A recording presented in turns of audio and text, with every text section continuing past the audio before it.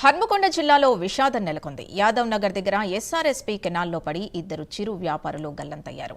ఒకరిని కాపాడే క్రమంలో మరొకరు గల్లంతయ్యారు. గల్లంతైన వారు హైదరాబాద్కు చెందిన చిరు వ్యాపారులు సోను మస్తాన్గా గుర్తించారు.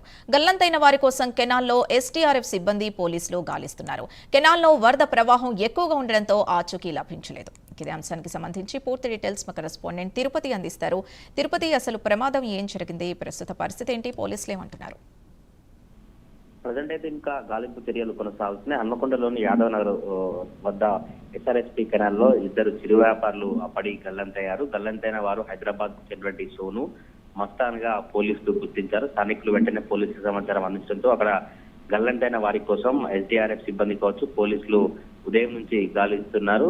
ఒకరిను కాపాడే ప్రయత్నంలో మరొకరు గల్లంతైనట్టుగా పోలీసులు స్థానికులు భావిస్తున్నటువంటి పరిస్థితి కనబడుతుంది. గల్లంతైన ఇద్దరు కూడా ఫ్రూట్స్ వ్యాపారులుగా చెప్తా ఉన్నారు. కెనాల్లో వరద ప్రవాహం ఎక్కువ ఉండడం కావచ్చు, వరద ఎక్కువగా వస్తున్న నేపథ్యంలో కొంత ఆచూకీ లభ్యం కానటువంటి పరిస్థితి కనబడుతుంది. అసలు ఇద్దరు వ్యాపారులు ఉదయమే ఎందుకు ఎస్ఆర్ఎస్పీ కెనాల్ సైడ్ వెళ్లారు, వాళ్ళు ఎక్కడి నుంచి వచ్చారు, అసలు ఎందుకని ఎస్ఆర్ఎస్పీ కెనాల్ సైడ్ పోయి అక్కడ గల్లంతైనటువంటి పరిస్థితి ఏర్పడింది, ఎప్పుడు హన్మకొండకు వచ్చారు వీళ్ళు హైదరాబాద్ సంబంధించినటువంటి వారంటే కూడా పోలీసులు ప్రాథమికంగా స్థానికులతో పాటు మిగతా వారి కుటుంబ సభ్యులతో వివరాలు సేకరించినటువంటి పరిస్థితి కనబడుతుంది. ప్రజెంట్ అయితే ఇప్పుడు యాదవ్ నగర్ ఎస్ఆర్ఎస్పీ కెనాల్ దగ్గర పెద్ద ఎత్తున జనం భూమి కూడి ఆ గల్లంతు సంబంధించినటువంటి దృశ్యాలను చూస్తున్నటువంటి పరిస్థితి కనబడుతుంది. పోలీసులు అయితే ఎస్డీఆర్ఎఫ్ సిబ్బంది ఆ ఇద్దరి కోసం తీవ్రంగా శ్రమిస్తున్నారు. మరి చూడాలి ఎప్పటి వరకు వీళ్ళిద్దరిని బయటికి తీస్తారు. వారి బయటికి తీసిన తర్వాత ఇద్దరి పరిస్థితి ఎట్లా ఉంటుంది, ఇద్దరు ఇప్పటికే మృతి చెంది ఉంటారా లేదంటే ఎక్కడైనా వాటర్ లో కొట్టుకుపోయి ఎక్కడైనా ఆగిపోయి ఉంటారంటూ కూడా పెద్ద ఎత్తున అయితే పోలీసుల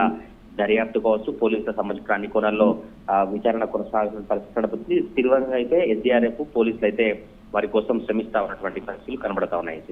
రైట్, థ్యాంక్ యూ తిరుపతి.